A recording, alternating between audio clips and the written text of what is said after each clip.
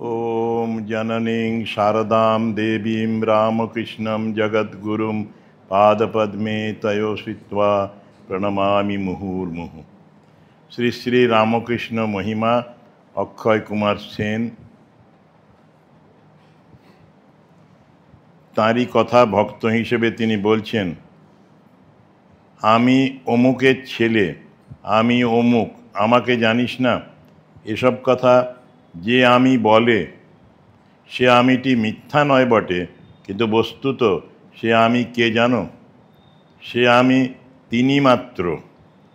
এ বিষয়টি বিচার বুদ্ধিতে স্থির করা যায় না, হাজারবার শুনলেও বোঝা যায় না। তবে যখন ভগবান বুঝিয়ে দেন, দেখিয়ে দেন, তখন মানুষ বুঝতে পারে ও আমি হারা হয়, তখন আর আমি শব্দটা বলে না।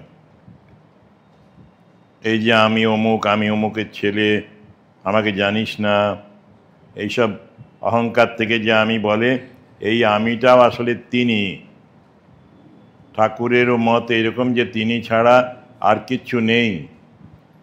যদিও তিনি এটাকে কাঁচা আমি বলেছেন, কিন্তু অক্ষয় সেন এটিকে বলছেন তিনি শুনেছেন ঠাকুরের কাছে, সেই আমিও তিনি মাত্র। এ বিষয়টি বিচার বুদ্ধি দিয়ে স্থির করা যায় না, নিশ্চিত হওয়া যায় না, হাজারবার শুনলেও বোঝা যায় না। তবে যখন ভগবান বুঝিয়ে দেন, দেখিয়ে দেন, তখন মানুষ বুঝতে পারে ও আমি হারা হয়, আমিটা তার হারিয়ে যায়। আর আমি বলে না, শেষে তুমি তুমি তুমি বলে, তুহু তুহু তুহু, না হম না হম, না হম না হম, না না আমি নই, আমি নই প্রভু, তুমি, তোমার ইচ্ছাই পূর্ণ হোক। সৃষ্টিতে একটা বই, দুটি জিনিস নেই। এটি অদ্বৈত বেদান্তেরই কথা। একমেব অদ্বিতীয়ম নেহ নানাস্তি কিঞ্চন নানা অস্তি ন ইহ। এই জগতে নানা নেই। আমরা যদিও আমাদের যে দৃষ্টিভঙ্গি তাতে বহু দেখি, নানা দেখি, কিন্তু যারা তত্ত্বজ্ঞানী, যারা জ্ঞান লাভ করেছেন, ঈশ্বরকে দর্শন করেছেন, তারা সর্বত্রই এক ঈশ্বরকেই দেখেন। এই জীবজগতে যা কিছু দেখছ সব সেই তিনি। মায়ার কৌশল বন্ধনে জীব আমি আমি করে। মায়ার এমন মোহিনী খেলা, এ আমিটি যে তিনি, এ ব্যাপারটা জানতেই দেয় না। এ মায়ার খেলায় জীব মুগ্ধ। যেমন ম্যাজিশিয়ানের খেলা দেখি আমরা, ম্যাজিকটাকেই সত্য বলে মনে করি, তখন ম্যাজিশিয়ান যা দেখাচ্ছে প্রত্যেকটাই হাত সাফাই, কিছুই নেই, না থেকে হ্যাঁ করে দেয়, সব কিছু করে, আমরা মুগ্ধ হয়ে দেখি। মায়ার কৌশল বন্ধনে জীব আমি আমি করে বদ্ধ দশায়। মায়ার এমনি মোহিনী খেলা, এই আমিটি যে তিনি, ওই যে আগে আমি আমি বলা হচ্ছিল, এ ব্যাপারটা জানতেই দেয় না। এ মায়ার খেলায় জীব মুগ্ধ, মোহিত হয়ে থাকে। মায়া জীবকে তাঁর খেলা প্রাণান্তেও দেখতে দেন না। ঈশ্বরের খেলা যেটি, সেটি দেখতে দেয় না। জ্ঞানীরা রামপ্রসাদের মতো বলেন, সকলই তোমার ইচ্ছা, ইচ্ছাময়ী তারা তুমি, তোমার কর্ম তুমি করো মা, লোকে বলে করি আমি। কিন্তু সাধারণ মানুষ এটা বুঝতে পারে না। মায়াবদ্ধ জীব, মায়া জীবকে তাঁর খেলা প্রাণান্তেও দেখতে দেন না। এ মায়া দ্বিবিধভাবে, দুইভাবে খেলা করছেন, এক বিদ্যা মায়া আর এক অবিদ্যা মায়া। বিদ্যা এবং অবিদ্যা মায়া।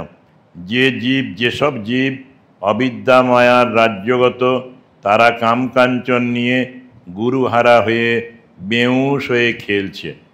এরা মায়ার কোনো খেলাই দেখতে পায় না, বুঝতে পারে না, যেটা অজ্ঞান অবস্থায় দেখছি এটা সত্য নয়, তাই মায়ার খেলাটা বুঝতে পারে না।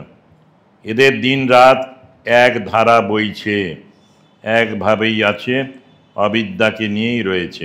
নিজের খেলা দেখিয়ে দিয়ে খেলাতে খেলাতে ঘরে নিয়ে যাচ্ছে। আস্তে আস্তে অভিজ্ঞতা হতে হতে খেলতে খেলতেই জীবকে ওই তার কাছে নিয়ে যান মায়া, মহামায়া রূপে। বলছেন যারা ভগবানের কৃপায় বিদ্যা মায়ার অন্তর্গত, তাদের মায়া নিজের খেলা দেখিয়ে দিয়ে খেলাতে খেলাতে, নাচাতে নাচাতে ঘরে নিয়ে যাচ্ছেন। মঞ্চল নিজ নিকেতনে যেমন আছে, তেমনি সেই নিজের নিকেতনে, নিজের ঘরে আস্তে আস্তে নিয়ে যাচ্ছেন। এমন জীব কোটির মধ্যেও একজনও দুর্লভ। খুব কঠিন সত্য এটা, নির্মম সত্য। অধিকাংশ জীব, অধিকাংশ মানুষ আমরা অবিদ্যা মায়াতে মোহগ্রস্ত হয়ে মায়ার খেলায় খেলি। বলছেন এই কিন্তু যে বিদ্যা মায়ার অন্তর্গত, তার অবস্থাটা অন্যরকম। তাকে মায়া নিজের খেলা দেখিয়ে দিয়ে খেলাতে খেলাতে তার ঘরে নিয়ে যাচ্ছেন, স্বধামে, এই আত্মার কাছে। এমন জীব কোটির মধ্যেও একজন দুর্লভ।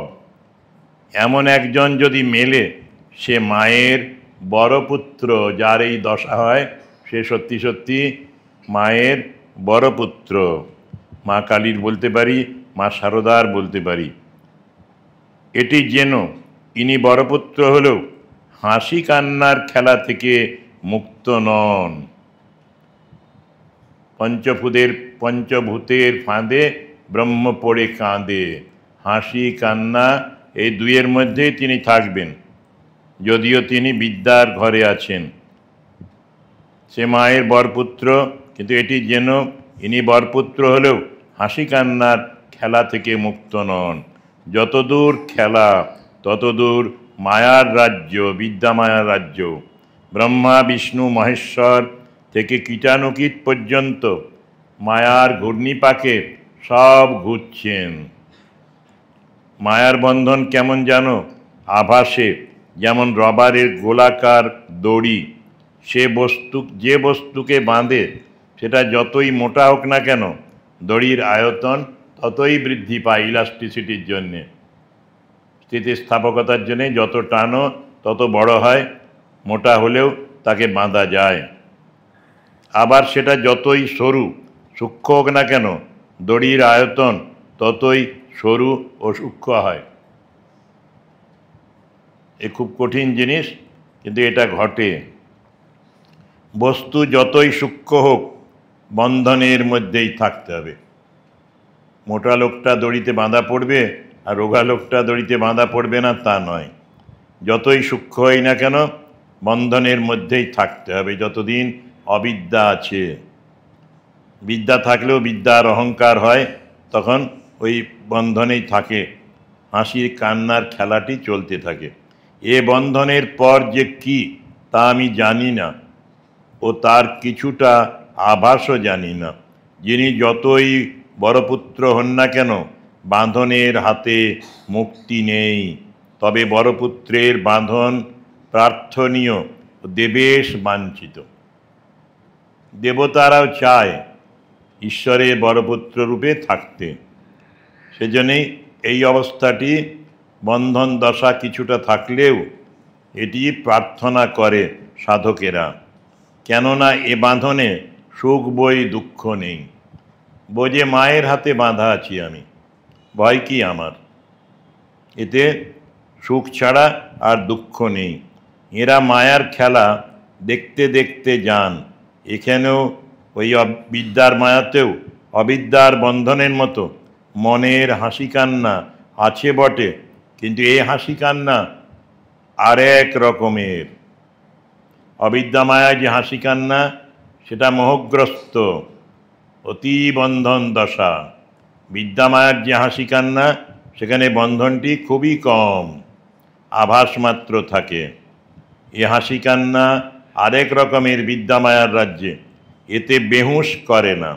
আরেকটা মজা আছে, এসব মায়ার খেলা। মায়ার কৃপায় এ খেলা দেখবার জিনিস, শোনবারও নয় আর বলবারও নয়। এ অন্য কেউ বলতে পারে না, নিজেকে সাধন করেই অনুভব করতে হয়, দেখতে হয়। আর নিজেও আমি কাউকে বলতে পারবো না। সিদ্ধ পুরুষেরা এই বিদ্যা মায়ার রাজ্যে যারা আছেন, যারা খেলতে খেলতে সিদ্ধ হয়েছেন, তারা কাউকে বলতেও পারেন না। ঠাকুরের মতো মানুষ তিনি বলার চেষ্টা করে পারেননি, বলছেন কেউ গলা টিপে ধরছে, বলতে দিচ্ছে না পুরোটা আমার অনুভূতিটা। সেই রকম মায়ার কৃপায় এ খেলা দেখবার জিনিস, মহামায়ার খেলা, শোনবারও নয় আর বলবারও নয়। আমির কথা হচ্ছিল, মায়া এই আমিটাকে আর দেখতে দেয় না, আর আমিও একেবারে যায় না। রামকৃষ্ণদেব জীবকে এসব খবর জানিয়ে দেবার জন্যে অনেক সাধনা করেছিলেন, আর মধ্যে মধ্যে বলতেন না হম তুহু তুহু, অর্থাৎ আমি নই, আমি নই, তুমি তুমি। জীব আমি ছেড়ে তুমি তুমি কখন বলে? রামকৃষ্ণদেবের কথিত একটি উপমা বলি শোনো, উদাহরণ ঠাকুর নিজেই বলেছেন গল্পের মধ্যে। গরু পশু জাতি, বাছুরটি প্রসব হবা মাত্র হাম্বা হাম্বা রব ধরে। হাম্বা হাম্বা মানে হাম হ্যাঁ, অর্থাৎ আমি আমি। বড় হলে চাষা লাঙ্গলে বা গাড়িতে জুতে দিন রাত খাটায়, তবু আমি রবটি ছাড়ে না, যতই কষ্ট পাক। বুড়ো হলো, অস্থিচর্মসার হলো, খাটুনির বিরাম নেই, তবু ওই আমি রবটি ছাড়ে না, হাম্বা হাম্বা। তারপর মরে গেল, চামড়াটা নিয়ে চেঁচে ছুলে পিটিয়ে টেনে ঢাক চাইল, ঢাকের উপরের চামড়াটি হলো। সেই চামড়া অবস্থাতেও বাজালে হাম হাম করে, ওই ঢাকের শব্দ হয়, রবটি আর ছাড়ে না। সব শেষে শিরা আঁত ইত্যাদি নিয়ে তাই ক্রমাগত পাক দিয়ে দিয়ে তাঁত মানে সুতো মোটা তৈরি করে, তখন সে অবস্থাতেও তার ভিতরে আমি থাকে। তারপর ধুনুরি যখন তার যন্ত্রে তার সংযোগ করে টান দিয়ে বাজায় তুলো ধনে, তুলো পরিষ্কার করে যারা, তখনও ক্ষীণ স্বরে আমি রব করে, হালকা শোনা যায়। সকলের শেষে যখন জানু পেতে হাঁটু গেড়ে যখন ধনুরিরা জোরে পেতে বসে যন্ত্রটি ধরে ডান হাতে মুগুর নিয়ে বারবার সেই তাঁতের উপর, ওই ধনুরির তাঁতে প্রবল বেগে ঘা মারে, তখন সে সেই চিরকেলে আমি রবটি ছেড়ে আর তুহু তুহু করে। এইভাবেই পরিণতি হয়, অগ্রগতি হয়, খেলতে খেলতে খেলতে খেলতে খেলার শেষ হবার জায়গায় পৌঁছয়। জীবকে এইরকম খাটিয়ে বাইয়ে মুখ দিয়ে রক্ত উঠিয়ে উদ্ব্যস্ত করে ধন জন মান ছাড়িয়ে নিয়ে ক্রমাগত শোকে তাপে যদি জর্জরিত করা হয়, তখন সে আর আমি করে না, বলে হে ভগবান তুমি তুমি। জীব এরকম দুর্দশাগ্রস্ত না হলে ওই যে বজ্জাত আমি তার ভিতর ঢুকেছে, সে আমি আর যায় না। এ আমি স্বয়ং মূর্তিমতী মায়া, যে আমিটি ঢুকে রয়েছে, পরিণামে যায় একবারে শেষে, গরুর মতো খুব কষ্ট পেয়ে তবে ত্যাগ করে আমি রব। সেই জন্যেই কষ্টটা ভালো, দুঃখটা ভালো। দুঃখ তাঁর দয়ার দান। মা বলতেন, কুন্তী দেবীও ভগবান কৃষ্ণ যখন বর দিতে চাইলেন যুদ্ধের শেষে, বললেন যদি বর দেবে তো এই বর চাই আমার জীবনে দুঃখ দাও, কেননা যত দুঃখ দিয়েছ ততই তোমাকে মনে পড়েছে। ঈশ্বরকে ভুলে যায় মানুষ যখন দুঃখ না থাকে। খুব সুখ হলে মত্ত হয়ে যায় সুখে, ভগবানকে ভুলেই যায়। আমাদের অনেকেই আসে আমাদের কাছে, মন্ত্র নিয়েছে, ঈশ্বর তাকে অনেক সুখ দিয়েছেন, সেই সুখের ফলে বলে সময় হয় না। সময় ঘর বাড়ি নাতি পুতি তাদের নিয়ে কেটে যায়। তিনিও মায়ায় ভুলিয়ে রাখেন। পরে যখন সময় হয় তখন আস্তে আস্তে সব ছাড়িয়ে, খোসা ছাড়িয়ে তারপরে ওই তার কাছে আশ্রয় দেন। এবারে বলছেন পাঠক যিনি শুনছেন, আপনি পূর্বে বললেন যে আমি নামে যে জিনিসটি সেটা আমি নয়, সেটি তিনি। আবার এ আমিকেই বজ্জাত আমি বলছেন, তাহলে তিনি বজ্জাত হলেন কি করে, দুষ্টু হলেন কি করে? ভক্ত বলেন মায়ার ভয়ঙ্কর খেলা, যতদিন না ঈশ্বর লাভ হয় ততদিন পাপ পুণ্য, ভালো মন্দ, সৎ অসৎ এইসব দ্বন্দ্বভাব মানে দুইটি ভাব থাকে। আর ঈশ্বর লাভ হলে মন্দ কি বজ্জাত বলবার কিছু থাকে না, তখন দৃষ্টিটা পাল্টে যায়। বজ্জাত আমি কতদিন থাকে জানো? যতদিন ওই পাকা আমিকে না দেখতে পাওয়া যায় ততদিন। তাকে দেখতে পেলে আর বজ্জাত থাকে না। বজ্জাত অবস্থায় আমি অহংকারে পরিপূর্ণ থাকে, আমি না হলে হবে না। আমি সব করি, বাড়ির সব কাজ আমাকে করতে হয়। বিধবা মহিলা সেও এই কথা বলে, নাতি বা ভাইপোর জন্যেই সময় পাই না। বললেন এই আমি অহংকারে পরিপূর্ণ থাকে। এই অহংকার মায়া। এই অহংকার নষ্ট হলেই ওই আমিটি তুমি হয়ে যায়, পরে তুহু তুহু হয়ে যায়। অহম অহম থেকে তুহু তুহু, আমিটা তুহু তুহু হয়, আমি তুমি হয়ে যায়। আমি যখন তুমি হয় তখন তার আর মায়া অহংকার থাকে না, মায়ারূপী অহংকার আর থাকে না যখন আমিটা তুমি হয়ে যায়। আমি যখন তুমি হয় তখন আর মায়ারূপ অহংকার থাকে না। আমিকে চিনতে পারলে অহংকার এমন পালায় যার তাকে ত্রিভুবনে খুঁজলেও দেখতে পাওয়া যাবে না। যদি আমার ওই আসল আমিটা, যেটা বলা হয়েছিল ওই আমিটাও স্বরূপত তিনি, তাকে যদি জানতে পারি, ভেতরের আত্মাকে, আমার নিজের সত্তাটিকে, তখন আর আমি থাকবেই না। আমি ত্রিভুবনে খুঁজে পাবে না, পালিয়ে যাবে আমি চিরদিনের জন্যে। সেই অবস্থাটাকেই বলা হয় জীবন মুক্তির অবস্থা বেদান্ত শাস্ত্রে। রামকৃষ্ণদেব মধ্যে মধ্যে বলতেন, দেখো আমিটাকে খুঁজতে গেলাম কিন্তু কোথাও খুঁজে পেলাম না। এটি হচ্ছে সিদ্ধ অবস্থায় এরকম হয়। তিনি তো অবতার ছিলেন, ঠাকুর বলি ভগবান বলি তাকে। তিনিও সাধন অবস্থায় এইরকম করে দেখিয়েছেন। আমিটাকে খুঁজতে গেলাম, তখন সিদ্ধি হয়ে গেছে, মাতৃদর্শন হয়ে গেছে, আর অনেক দেবদেবীর দর্শন হয়ে গেছে। সেই সময় বলছে না, আমিটাকে খুঁজতে গেলাম কিন্তু কোথাও খুঁজে পেলাম না। সে অদ্বিতীয় সর্বশক্তিমান ভগবান এক হয়েও মায়াকে সঙ্গে নিয়ে জীব জগৎ সৃষ্টি করে অগণ্য কোটি আমি হয়ে খেলা করছেন। এই যেন অনন্ত সমুদ্র, তাতে কুম্ভকার সৃষ্টিকর্তা অনেকগুলি ঘট পূরণ করে রেখেছেন। সব ঘটের ভেতরে জল আছে। ঘটগুলি নিজেদের ওই ছোট্ট সত্তাটা, ছোট্ট যে ব্যক্তিত্ব, সেটা নিয়েই অহংকার করে। অগণ্য কোটি আমি হয়ে মায়াতে জীব জগৎ সৃষ্টি করে অনেকগুলি জীব করেছেন, কোটি কোটি জীব, এবং আমি হয়ে খেলা করছেন। প্রত্যেকেই বলছে আমি আমি। আবার অনেকেই বলে আমি বড়, তুমি ছোট, আমি ধনী, তুমি গরিব, আমি কালো, তুমি সাদা, আমি ব্রাহ্মণ, তুমি অব্রাহ্মণ। এই রকমের খেলা, আমির খেলা চলে। তিনি একটিমাত্র বস্তু, অনন্ত ঘটের ভিতরে প্রবেশ করে অনন্ত আমি হয়ে রয়েছেন।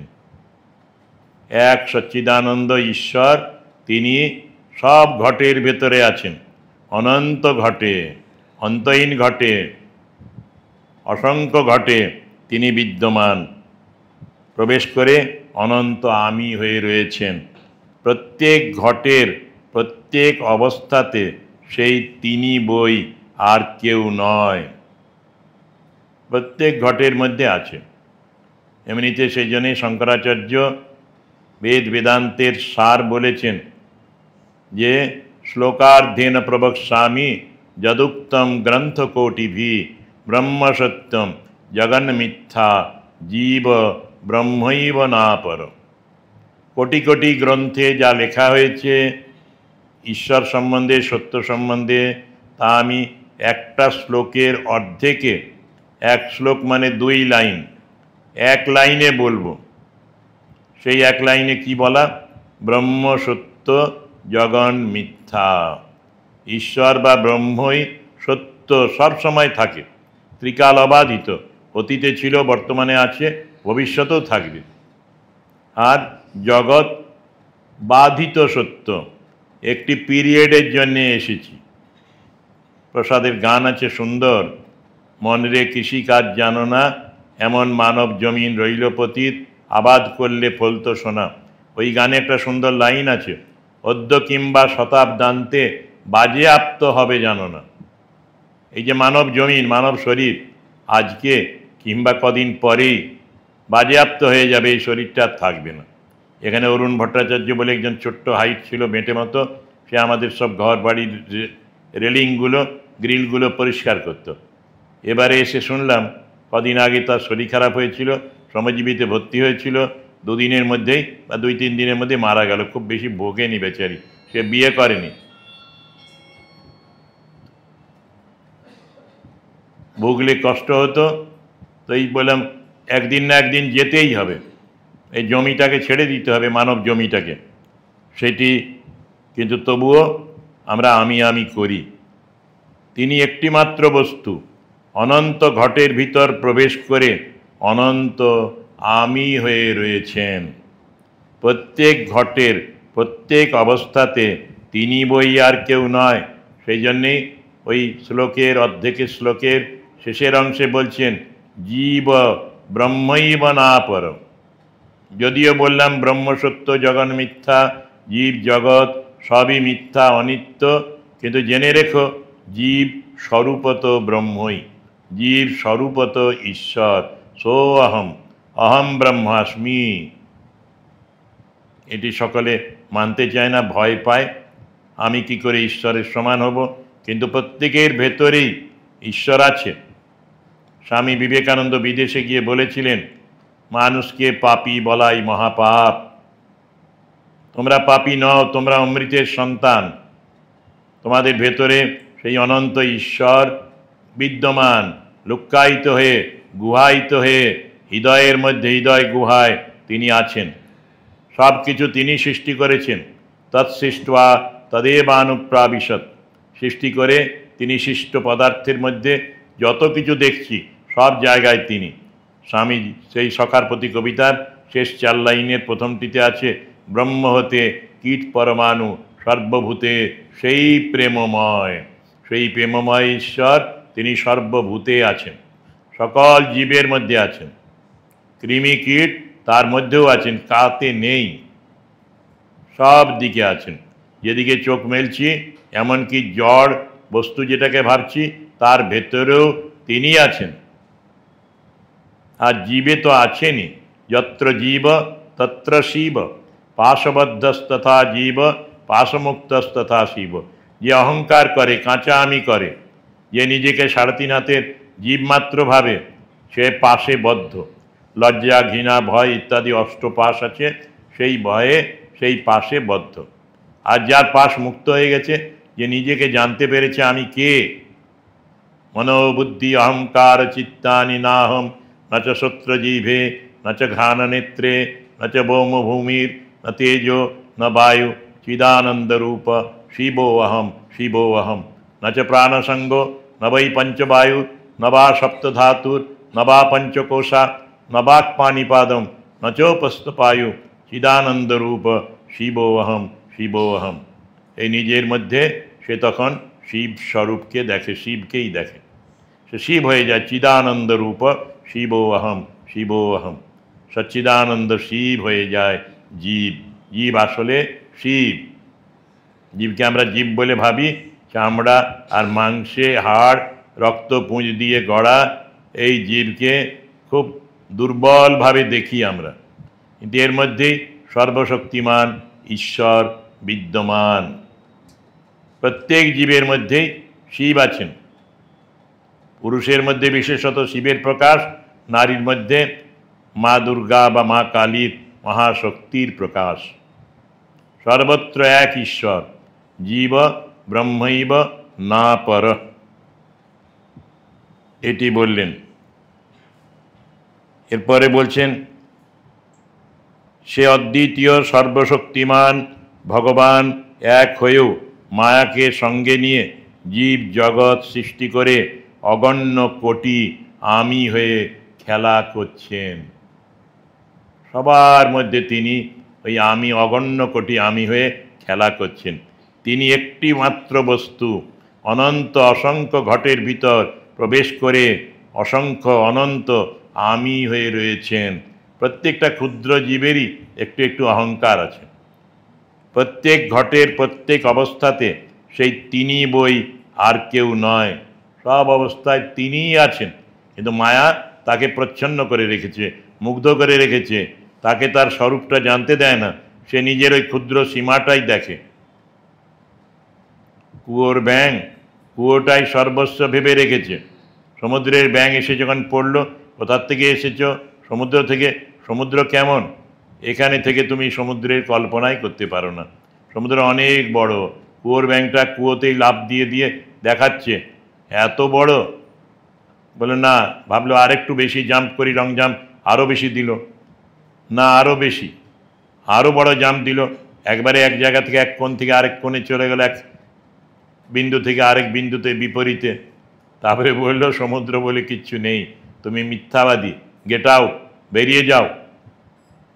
কি করবে আর সমুদ্রের ব্যাঙ? ওই মানুষ, জীব সবাই অনন্ত কোটি ঘটে আছে এবং নিজেকে পৃথক পৃথক বলে ভাবে। এইটি মায়ার খেলা, মায়ার খেলা। বললেন, প্রত্যেক ঘটের প্রত্যেক অবস্থাতে সেই তিনি বই, আর কেউ নয় বা নেই। এ জ্ঞান হলে বজ্জাত আমি আর থাকে না। যদি জানতে পারি আমরা আমাদের মধ্যে তিনি আছেন, ব্রহ্ম আছেন, তখন আর বজ্জাত আমিটা, দুষ্টু আমিটা, যে দুষ্টুমি করে, অপরকে কষ্ট দেয়, লুকিয়ে লুকিয়ে গোপনে কাজ করে, অসৎ কাজ, এইরকম বজ্জাত আমিটা চলে যায়। অহংকার করে যে আমাকে দেখেছ, আমি কে জানো, কোন বাড়ির লোক জানো, আমার বাবা কি করেন জানো, এইসব যে বলে, এটা বজ্জাত আমি। এই বজ্জাত আমি আর থাকে না। যা থাকে, বজ্জাত আমি চলে গেলেই থাকবে। বললেন, তা তিনি ঈশ্বর। আমি মোলে গুচিবে জঞ্জাল। জঞ্জাল গেলেই স্পষ্ট হয়ে যাবে আলোর মতো ঈশ্বর। অন্তরে আসলে হৃদয়ে জ্যোতির্ময় আর দেবতা আছেন। Each soul is potentially divine. প্রত্যেক জীবের অন্তরে জ্যোতির্ময় দেবতা আছেন। সেই দেবতা, সেই সত্তা, সেই ঈশ্বর, সেই ব্রহ্ম আমাদের নিজের স্বরূপ। এটা বজ্জাত আমি নয়, এটা পাকা আমি, ভালো আমি। এটাই একমাত্র কাম্য, বাঞ্ছিত আমি, সকলের বাঞ্ছিত। সবাই এই আমিটাকেই চায়। মায়া ম্যাজিশিয়ান এমন চোখে ঠুলি পরিয়ে রেখেছে, মেসমেরাইজ করে রেখেছে আমাদের, আমরা বহির্জগতের বহির বিষয়গুলিকেই সত্য বলে মনে করি। মজার একটা মন্ত্র আছে উপনিষদে, সাধন পদ্ধতিও বলা আছে। বলছেন যে এই স্বয়ম্ভু ঈশ্বর আমাদের ইন্দ্রিয়গুলোকে, নাক কান চোখ মুখ সবগুলোকে বহির্মুখী করে সৃষ্টি করেছেন। সেই জন্যে আমরা বহির জগতেই ছুটে বেড়াই, বাইরের সব বস্তুকে জানবার চেষ্টা করি, তাদের আমার করে নেবার চেষ্টা করি, জবরদখল করে নিয়ে লোকের সম্পত্তি, জিনিস, টাকা পয়সা চুরি করেও রোজগার করার চেষ্টা করি। বলছেন, ঋণং কৃত্বা ঘিতম পিবেত যাবৎ জীবেত সুখম জীবেত।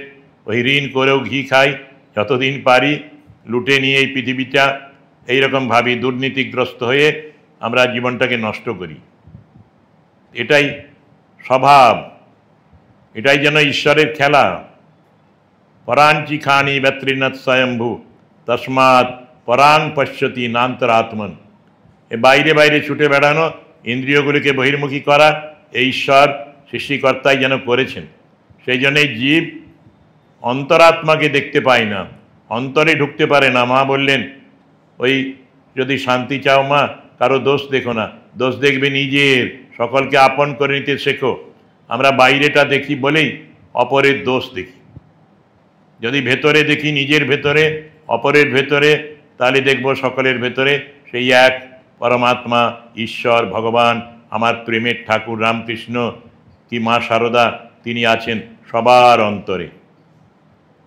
তখনই মায়ের শেষ কথাটা, সকলকে আপন করে নিতে শেখো, কেউ তোমার পর নয়, এটা আমরা বুঝতে পারি।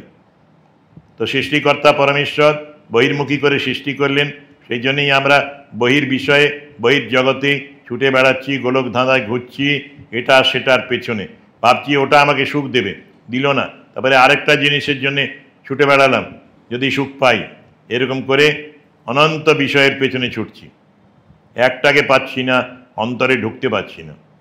তারপরেই বললেন, কশ্চিৎ ধীর প্রত্যক আত্মানমৈক্ষত আবৃত চক্ষুর অমৃতত্বম ইচ্ছন। কয়েকজন বুদ্ধিমান ব্যক্তি, ধীমান ব্যক্তি, তারা চোখ বন্ধ করে, চোখ বন্ধ করা মানে ইন্দ্রিয়ের দ্বারগুলোকে রুদ্ধ করে, বাইরে যেতে না দিয়ে অন্তরে প্রবেশ করে, অন্তর্লোক যাত্রা করে, নিজেকে জানার চেষ্টা করে। ও আমাই, আমি কে, আমি কি শরীর, আমি কি মন, আমি কি বুদ্ধি, আমি অহংকার, আমি চিত্ত, কিচ্ছু নই, আমি আত্মা, সচ্চিদানন্দ শিব, অহম শিব অহম। এইটি কয়েকজন পারে, এই কথাই একটু আগেও বলা হয়েছে। জ্ঞান হলে বজ্জাত আমি আর থাকে না, যা থাকে তা তিনি ঈশ্বর। ওই মন বুদ্ধি অহংকারের বেড়া ছাড়িয়ে ওই বজ্জাত আমিটাকে ছাড়ালেই পরিষ্কার হয়ে যাই আমরা, তখন অন্তরাত্মার সাক্ষাৎকার হয়, তার সাথে একত্ব অনুভব হয়, ঐক্য সম্পাদন হয়। জ্ঞানমার্গীরা আমিকে যখন চিনতে পারেন, তখন তারা সো অহম বলেন, আর ভক্তেরা তুমি বা তিনি বলেন। ওই যখন নিজেকে চিনতে পারে, তখন আমি না বলে তুমি বলে, না হম তুহু তু। আর জ্ঞানমার্গী যারা বেদান্তবাদী, তারা বলবেন সো অহম, আমি সেই ঠাকুর রামকৃষ্ণ ভিতরে পূর্ণ জ্ঞানী, কিন্তু জীব শিক্ষার জন্য তিনি ভক্তিভাব দেখাতেন, কারণ সবাই জ্ঞানী হতে পারবে না, সেজন্যই তিনি ভক্তিভাব দেখাতেন, বলতেনও, কলিতে নারদিয়া ভক্তি ইত্যাদি। ঠাকুরের মূর্তিটি যেন জ্ঞানময়, আর সেই মূর্তিটি ভক্তির চাদরে ঢাকা। শ্রীরামকৃষ্ণের ধ্যান মন্ত্র, তার প্রথম দুটো স্ট্যাঞ্জা পড়লে বোঝা যায় তিনি জ্ঞানের মূর্তি। হৃদয় কমল মধ্যে রাজিতম নির্বিকল্পম সদসদখিল ভেদাতীতম একস্বরূপম প্রকৃতি বিকৃতি শূন্যম নিত্যম আনন্দমূর্তিম বিমল পরমহংসম রামকৃষ্ণং ভজামহ। নিরূপমম অতিসূক্ষ্মম নিষ্প্রপঞ্চম নিরীহম গগনসদৃশमीशं সর্বভূতাদিবাসম ত্রিগুণরহিত সচ্চিৎ ব্রহ্মরূপং বরেণ্যং বিমল পরমহংসম রামকৃষ্ণং ভজাম। এই দুটি একবারেই অদ্বয় নির্গুণ নিরাকার ব্রহ্মের কথা বলা হলো। তারপরে বলছেন, বিতরিতুম অবতীর্ণম জ্ঞান ভক্তি প্রশান্তি প্রণয়গলিত চিত্তম জীব দুঃখাসহিষ্ণুম ধৃত সহজ সমাধিং চিন্ময়ং কোমলাঙ্গং বিমল পরমহংসম রামকৃষ্ণং ভজাম। এই তিনি অবতার হয়ে এলেন, বিতরিতুম অবতীর্ণম, অবতীর্ণ হলেন কি বিতরণ করার জন্যে? জ্ঞান ভক্তি প্রশান্তি। তাঁর চিত্ত বিতরিতুম অবতীর্ণম জ্ঞান ভক্তি প্রশান্তি প্রণয় গলিত চিত্তম জীব দুঃখাসহিষ্ণু।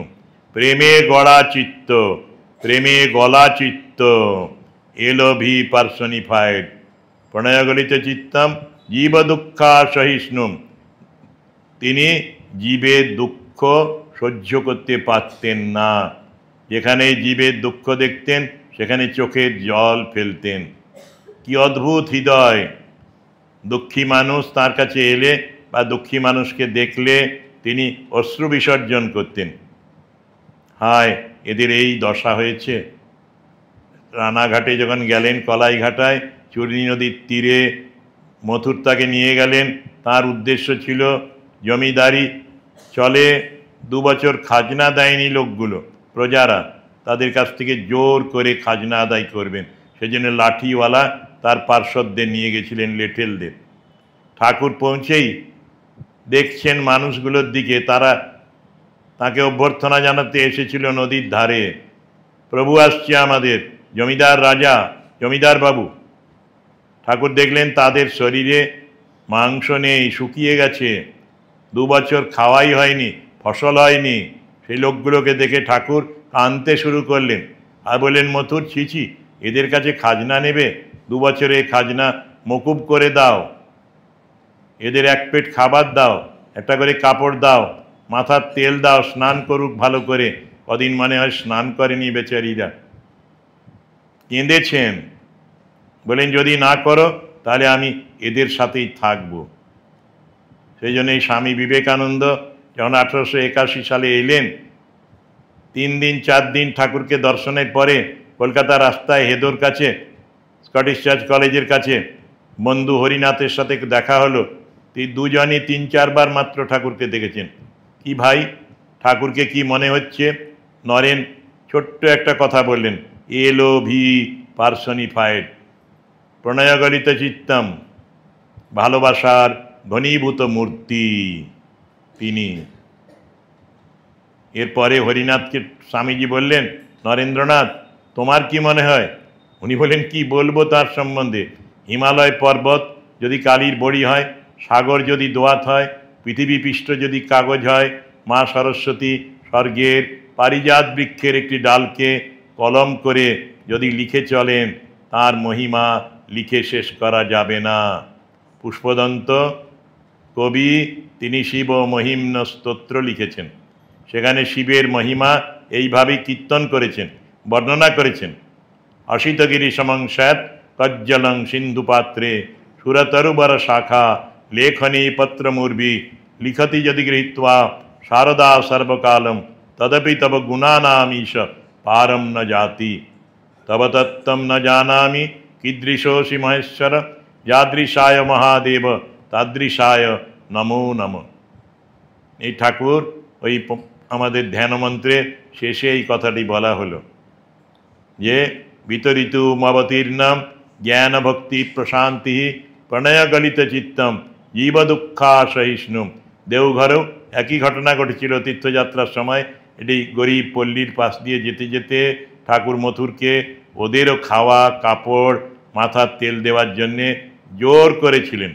মথুর বললেন, তীর্থের টাকা কম পড়ে যাবে। একই হুঙ্কার দিলেন, আমি এদের সাথেই থেকে যাব এই গ্রামেই। মথুরকে বাধ্য হয়ে কলকাতা থেকে টাকা খরচ করে কাপড়, চাল, ডাল এনে এদের জন্য রান্না করে, মাথার তেল দিয়ে ভালো স্নানের ব্যবস্থা করে সেবা করলেন এই দরিদ্র নারায়ণের। এইটি ঠাকুরের বিশেষ অবদান। প্রণয়গলিত চিত্তম জীব দুঃখাসহিষ্ণু ধৃত সহজ সমাধি চিন্ময়ং কোমলাঙ্গং। তার সহজেই সমাধি হয়ে যেত। এটা গানের একটা লাইন হলো, তক্ষণি সমাধি হলো।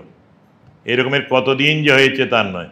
নিজেও গান গাইতে গাইতে অদ্ভুতভাবে আবিষ্ট হয়ে সমাধিস্থ হয়েছেন। ধৃত সহজ সমাধি চিন্ময়ং কোমলাঙ্গং, চিন্ময় শরীর, কোমল শরীর। কেঁদে কেঁদে একদিন বলছেন, গোরা রায় তিনি বাড়ি বাড়ি গিয়ে হরিনাম করেছেন, আমি অতটা পারি না। ঠাকুর ওই ঘোড়ার গাড়িতে করে যেতেন, গেছেন অনেক জায়গায়, কিন্তু অতটা পারেননি। বলছেন, আমার শরীর খুব কোমল, আমি দেখো লুচিও ছিঁড়তে পারি না, রক্ত পড়ে হাত ফেটে। অদ্ভুত চিন্ময় কোমল শরীর, তাই নিয়ে কি অদ্ভুত খেলা দেখিয়েছেন। কাশীপুরে শেষ 248 দিন ছিলেন। স্বামী প্রভানন্দজি, আমাদের প্রয়াত একজন ভাইস প্রেসিডেন্ট মহারাজ, তিনি রামকৃষ্ণের অন্তলীলা, প্রথম শ্যামপুকুরের ঘটনা, তারপরে কাশীপুরের ওই 248 দিনের ঘটনার ডায়েরির মতো লিখেছেন। কথামৃত থেকেও তুলেছেন, আর নিজে অন্যান্য বই থেকে যা পেয়েছেন সেগুলি সংগ্রহ করেছেন। পড়লেই বোঝা যায় তিনি কি ছিলেন, মানুষের প্রতি তার কি করুণা, দয়া, কি কোমল ভাব, অদ্ভুত তিনি। সেটি আমরা দেখি এখানে বললেন, এই জ্ঞানমার্গীরা আমিকে যখন চিনতে পারেন তখন তারা সোহম বলেন, আর ভক্তেরা তুমি বা তিনি বলেন। ঠাকুর রামকৃষ্ণ ভিতরে পূর্ণ জ্ঞানী, কিন্তু জীব শিক্ষার জন্য তিনি ভক্তিভাব দেখিয়েছেন। ভেতরে পূর্ণ জ্ঞান, বাইরে ভক্তের ভাব। ঠাকুরের মূর্তিটি যেন জ্ঞানময়, আর সেই মূর্তিটি ভক্তির চাদরে ঢাকা। আমরা ঠাকুরের মূর্তি দেখি বেলুড় মঠে, গায়ে একটা পাতলা চাদর দেওয়া থাকে সাধারণ সময়ে, ওইটা হচ্ছে ভক্তির চাদর, আর তার মূর্তিটা জ্ঞানময়। ঠাকুর জানেন যে কলিকালে জ্ঞান পথে যাওয়া বড় শক্ত, আর ভক্তিপথে সহজ, তাই সর্বদা তার ভক্তির চাদরখানি গায়ে থাকত। অর্থাৎ ঈশ্বর লাভে ভক্তিপথে যাওয়ার জন্য তিনি সকলকেই উপদেশ দিয়েছেন। জ্ঞান পথে যাওয়া সবার পক্ষে সম্ভব নয়। আমরা গীতা পড়লে এই সম্বন্ধে ভগবান কৃষ্ণের কথা পাব, তিনি এগুলি বলেছেন। আর ভক্তিপথ সহজ পথ।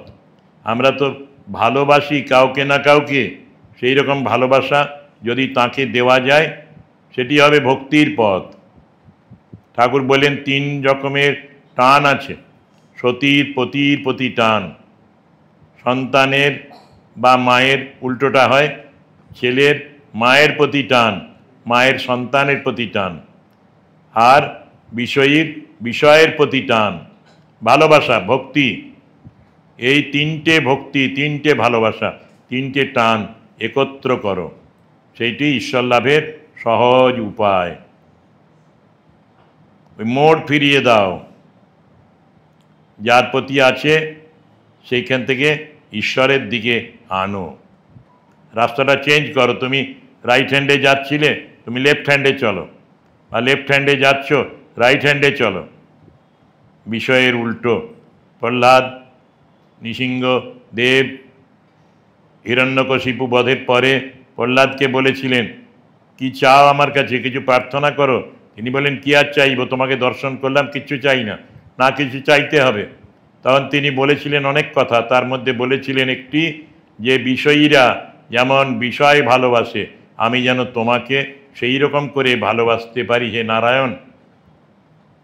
প্রহ্লাদের এরকম ভালোবাসা ছিল, আর প্রহ্লাদ ওটাই চিরস্থায়ী রূপে বললেন।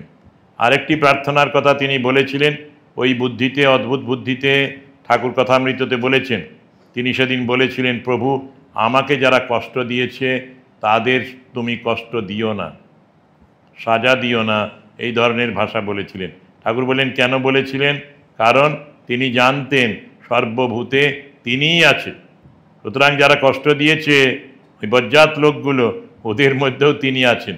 ওদের কষ্ট হলে, দুঃখ হলে তাঁরই কষ্ট হবে। সেই জন্য বলেন, প্রভু আমাকে যারা দুঃখ দিয়েছে, কষ্ট দিয়েছে, তাদের তুমি কষ্ট দিও না। লোকশিক্ষা আমরা পারি না। আমাদের যারা একটু গালিগালাজ করে, একটু কিছু মারধর করে, কষ্ট দেয়, তাদের আমরা সারা জীবন অভিশাপ দিয়ে থাকি। কিন্তু ভক্ত যারা হয় তারা এটা বলে না। যীশুখ্রিস্ট যাবার দিনে ক্রুশবিদ্ধ হচ্ছেন, সেই সময় বলছেন, ভগবান এরা জানে না কি করছে, এদের তুমি ক্ষমা করে দিও। সত্যি এইগুলি থেকে শিক্ষা পাই আমরা। পরে বলছেন, আমি দর্শনের নাম আত্মদর্শন। এই আমিটা ইনভার্টেড কমা দেওয়া আছে। এই আমি মানে আসল আমি, প্রকৃত আমি। এই আমিটাকেই আমরা বলি খোঁজ করো। বেদান্ত বা ভক্তিশাস্ত্র এই আমিরই খোঁজ দেবেন। তারা বলবেন, আমি তুমি এক, ঈশ্বর তোমার মধ্যে আছেন। আর বেদান্তবাদীরা বলবেন, ওই আত্মা তোমারই সত্তা, তুমি আত্মা, তত্ত্বমসি। তুমি জ্ঞান হলে বলবে জ্ঞানমার্গীর মতো, অহম ব্রহ্মাস্মি। ভক্তিমার্গে তুমি বলবে যে আমি তুমি। এ ভগবান, হে ঠাকুর, আমি তুমি, আমার আমি নেই, তুমি আছো। ওম শান্তি শান্তি শান্তি। হরি ওম তৎসৎ। শ্রীরামকৃষ্ণার্পণমস্তু।